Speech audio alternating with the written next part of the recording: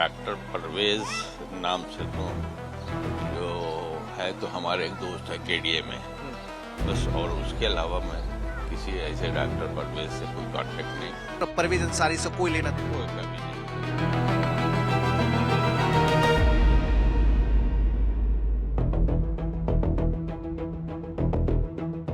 मैं इस वक्त अखलाक नगर में मौजूद हूँ। मेरे साथ डॉक्टर नसीम हैं, जिनके बारे में डॉक्टर परवेज से संबंध होने की बात कही जा रही है। डॉक्टर साहब, आप भी डॉक्टर हैं, डॉक्टर परवेज भी डॉक्टर हैं, और आजकल डॉक्टर्स का रैकेट बड़ा जो कारनामे कर रहा है, तो एटीएस और जांच एजेंसियां लगी हुई इस नेटवर्क को खंगालने में।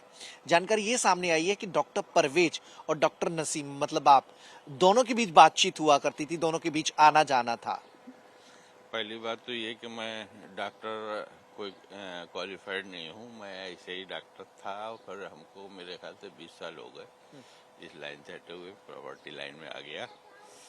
और डॉक्टर परवेज नाम से तो जो है तो हमारे एक दोस्त है केडीए में बस, और उसके अलावा मैं किसी ऐसे डॉक्टर परवेज से कोई कांटेक्ट नहीं कभी रहा, मतलब डॉक्टर परवेज अंसारी से कोई लेना देना कोई कभी नहीं। कभी नहीं रहा।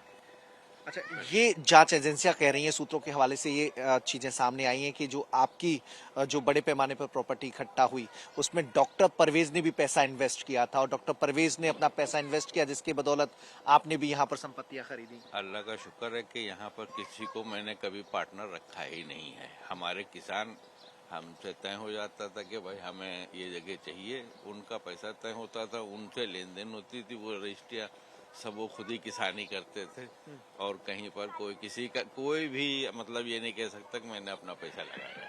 क्योंकि कानूनन शिकंजा कसा था 2 साल पहले आप पर। यहाँ पर कई प्रॉपर्टी हैं वो सील हुई थी। 121 करोड़ की प्रॉपर्टी जो लागत आकी गई थी वो सील हुई थी। आपका घर सील हुआ था। नहीं, तो वो तो सब फर्जी था। आज हमारे पास सारे केस हमारे खत्म हो चुके हैं, किसी में कोई हमारे ऊपर सजा नहीं हुई है।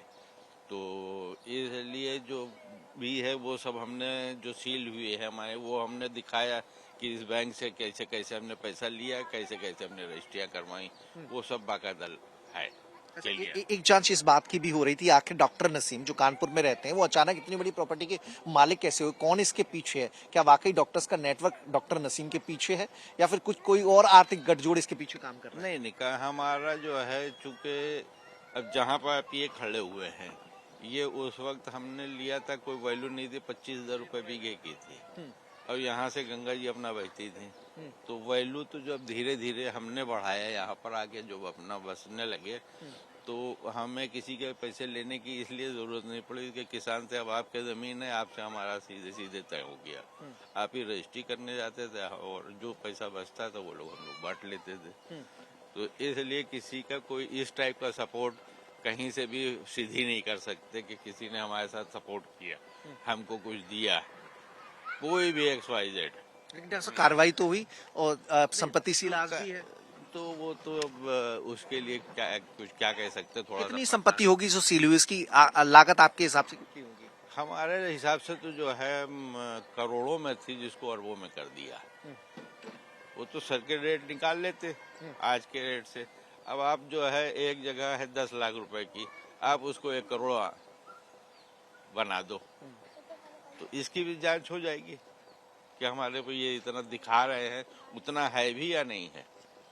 अच्छा, दो नाम सामने आए, एक तो डॉक्टर नसीम, एक डॉक्टर मुशीर, जिनके यहाँ डॉक्टर परवेज का आना जाना हुआ करता था।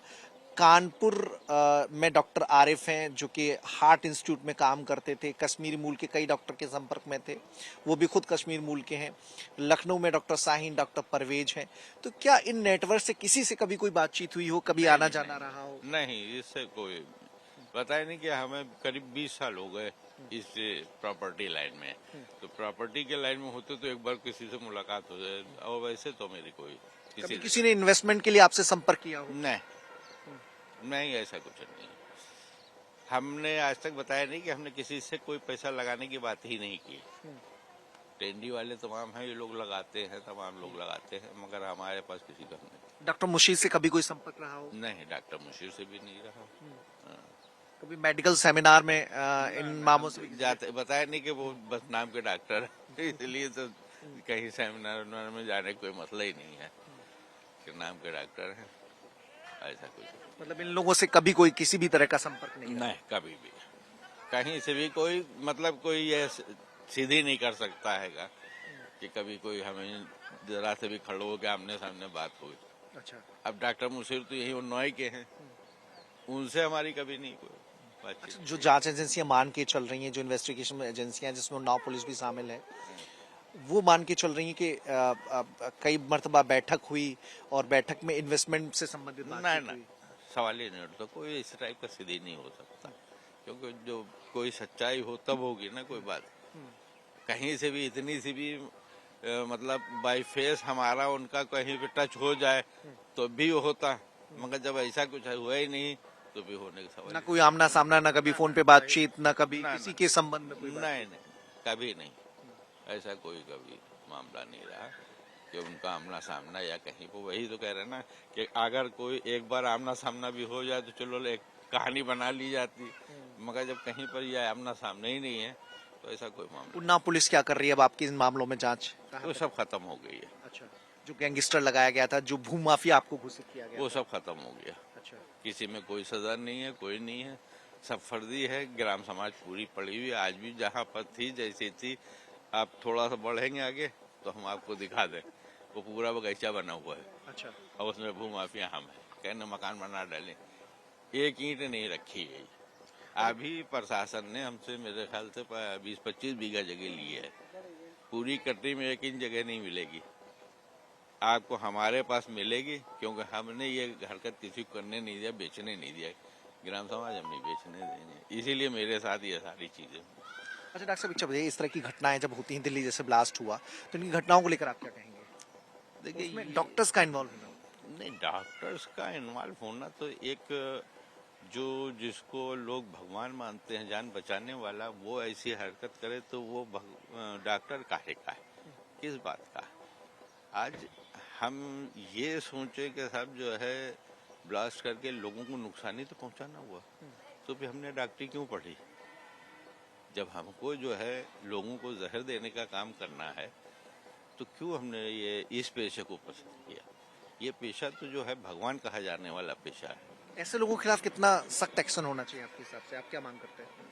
ऐसे लोगों के साथ तो जो है बस जो है सीधे सीधे कोई सुनवाई नहीं, प्रूफ हो गया गोली मार दो चौराहे पे, ताकि आगे देखने वाला सुनने वाला तो कम से कम ये समझे कि इसमें यहाँ क्या हो जाता है। अब सालों केस चल रहे हैं और लोगों को फंडिंग हो रही है, पैसा पहुंच रहा है, तो उनको मजा आता है। अच्छा, एक दूसरी चीज जो हम लोगों का ये लोगों को समझा दिया गया कि अब तुम शहीद हो गए, ये बड़ी बड़ी चीज है कि इसके चलते सफेद पोश लोग भी इन्वॉल्व हो रहे हैं। तो शहीद कैसे हो जाओगे तुम? जबकि अल्लाह भगवान ये कह रहे हैं कि ठीक तुम किसी की मदद करोगे, तुम किसी के लिए भलाई करोगे तो तुम्हारे लिए है। अब ये थोड़ी ना कि तुम गरीब लोगों की और चलते फिरते लोगों की हत्या करोगे, तो उसके लिए कोई जन्नत नहीं है। तो ऐसे लोगों के लिए जन्नत नहीं है। डॉक्टर नसीम का कहना है कि डॉक्टर परवेज से कभी न आमना सामना हुआ, न कोई मेल मुलाकात हुई, और इन्वेस्टमेंट की जो बात है वो तो दूर दूर तक सोची भी नहीं जा सकती।